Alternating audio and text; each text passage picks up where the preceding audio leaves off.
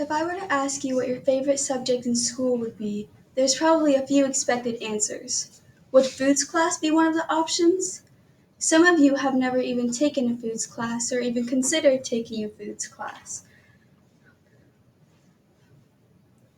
Today, I'm here to talk to you about why foods classes, or foods relating to cooking in general, should be mandatory in order to graduate high school.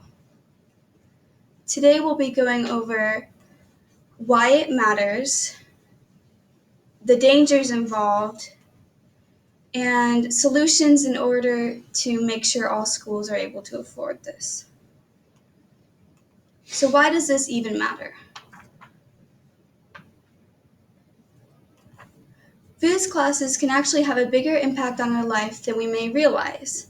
According to the CDC, students between the ages of 13 and 17 have very little cooking experience. They ran a study that showed when students took food classes, they were more willing to try new foods, and they just knew more about foods in general.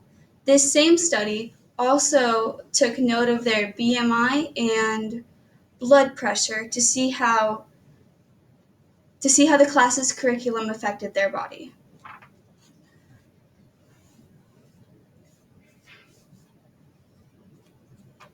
There are so many young adults who are put into a fresh environment but have no idea how to use it.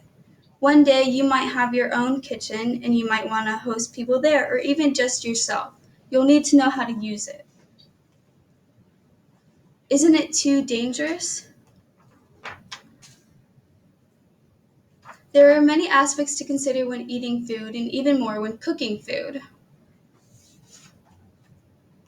According to the NFPA, from the years 2014 to 2018, there was over $1 billion in household damages due to kitchen fires. The AAFA claims that about 32 million people in the U.S. suffer from various food allergies.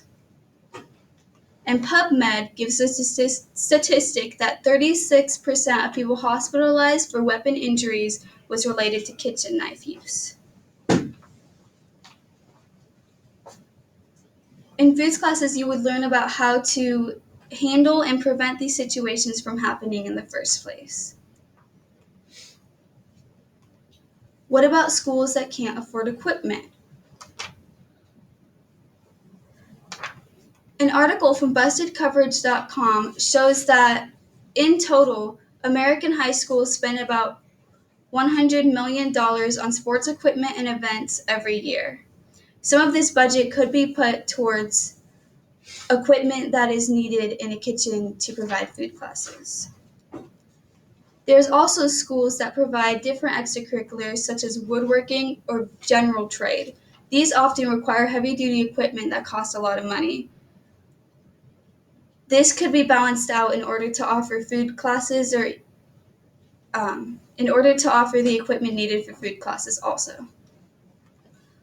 Or as a final solution that doesn't require taking away from anything else, your school could ask for sponsors, start a donation fund, or even just host a fundraiser in order to raise money for equipment. You wouldn't need that much equipment. At the very least, a stovetop you can do a lot of cooking with a stovetop. Today we went over why food classes matter, the dangers involved and